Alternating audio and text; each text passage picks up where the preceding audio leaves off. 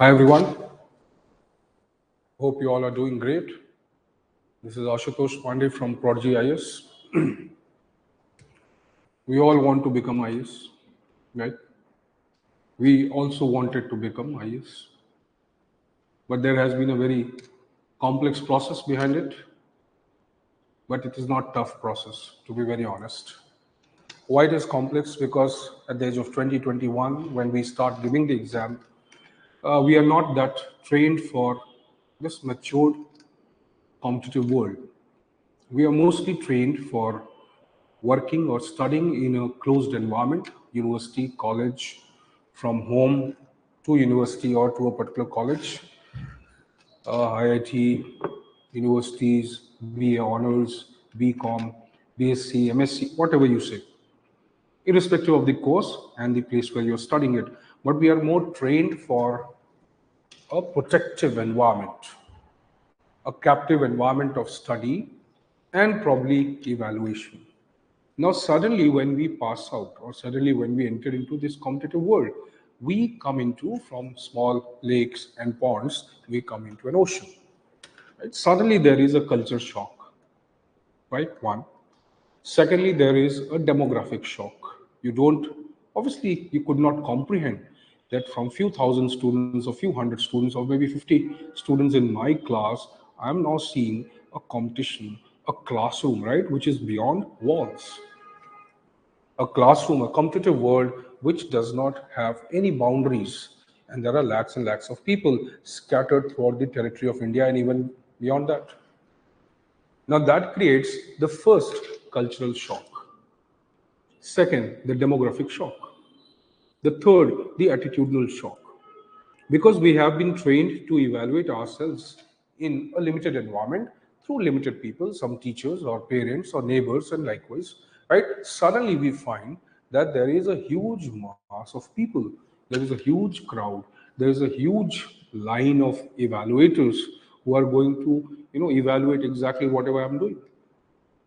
So this competitive arena at times become intimidating. It becomes uh, fearful. It becomes what you can say, creating some ominous impact, something which we are scared of.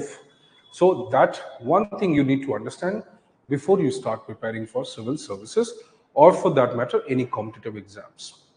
Now, children who come from a competitive background, for example, they have competed for medical, engineering, CLAT, CUET, or let's say any other university level competition. Now they become more tuned for this because probably they have had their share of small shocks at the beginning itself. Others, obviously, who have been more in a comfortable, in a trained, in a captive environment, they are not able to deal with this. So we have to first understand that how we are going to overcome this problem, this dilemma, this shock, right? So for that, obviously, we need to have first a fundamental attitudinal change. Are we competing for a degree? No. Are we competing for completing the syllabus? Because everybody will complete the syllabus. Are we competing for mugging the information? Majority of the people will mug up the information. Is the arrangement of information in a form of PDF or a template or a PPT or a handbook or a notes, is it the only way to qualify the exam? No, because this will also be done by a lot of people. So, where comes the importance of spontaneity, creativity, independent thinking, right? A constructive and fertile or creative mindset. Here comes the importance of that. In that series, the course or the idea that we are uh, taking forward is to have a batch of 50 students, because numbers are not very important, but yes, that is one logical number under which our span of attention, our span of management, our span of monitoring works well.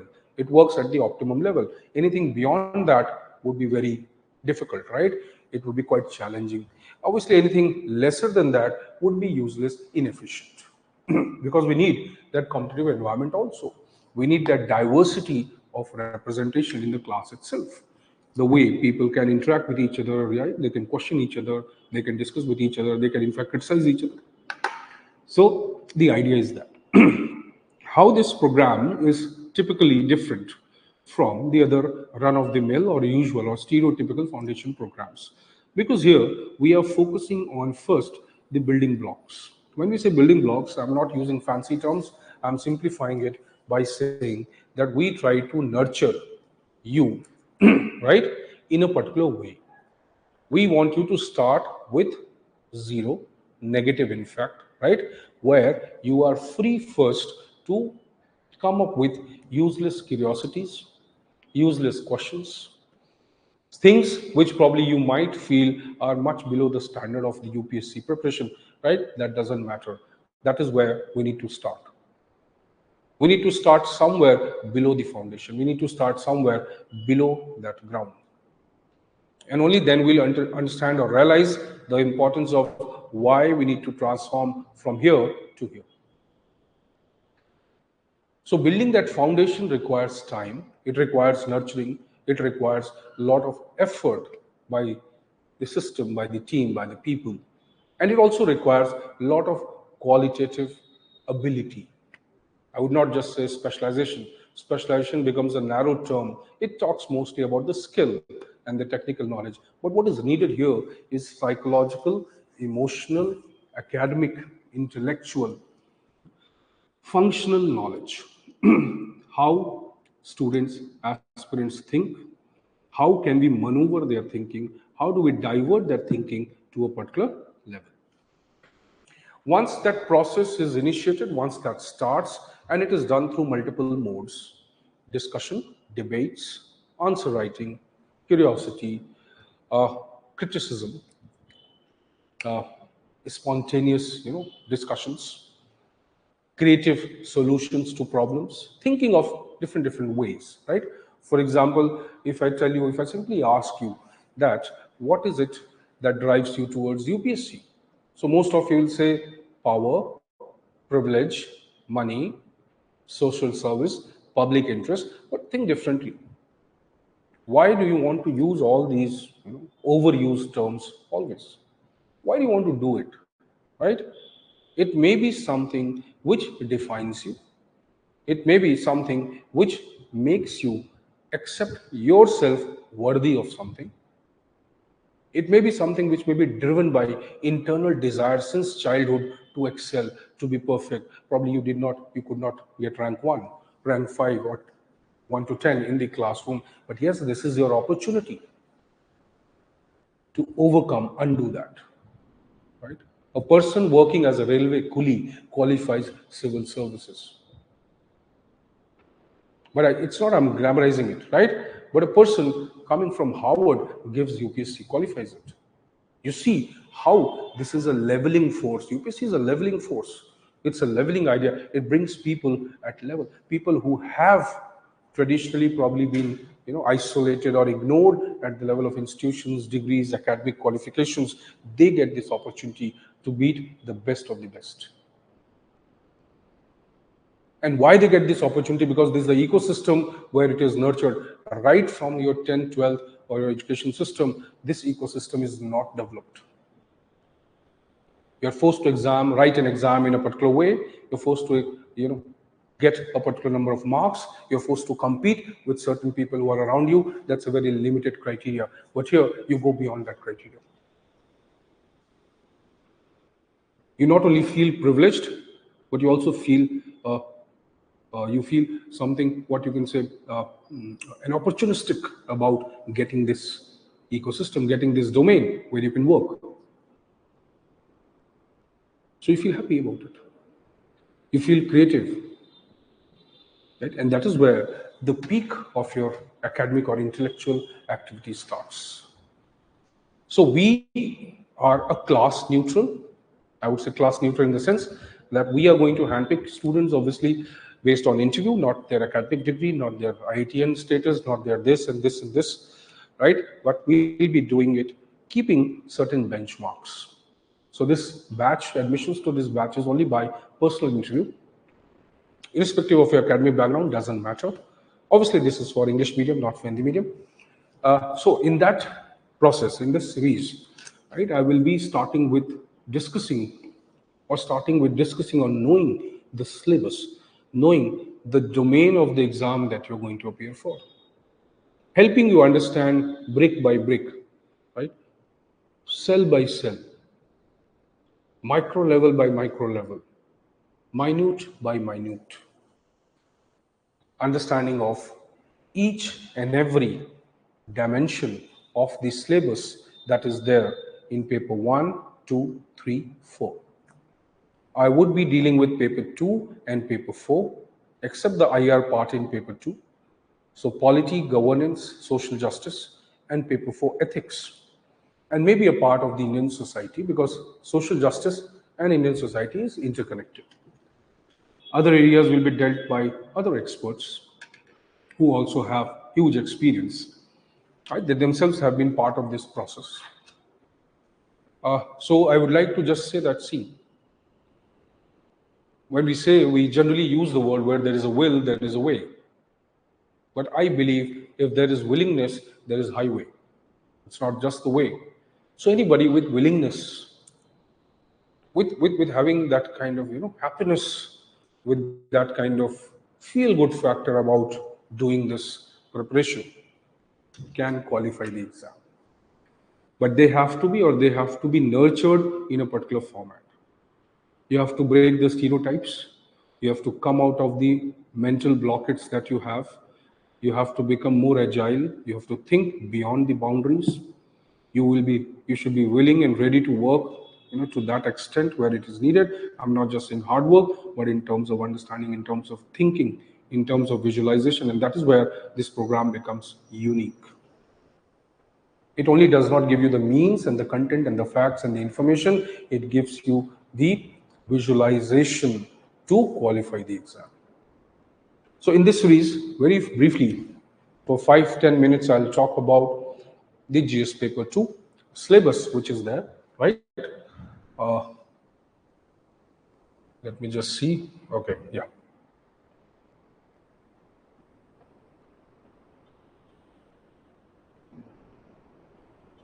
So, fine. So you have GS paper 2 syllabus. I'm not taking the detailed analysis, which we'll be doing in a separate video, but this is more simpler analysis, right?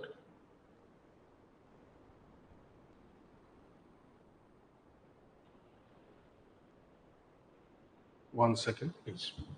Yeah. So general studies, paper 2 is about governance, constitution, polity, social justice, right? Obviously, these terms, uh, as of now, do not mean anything, right?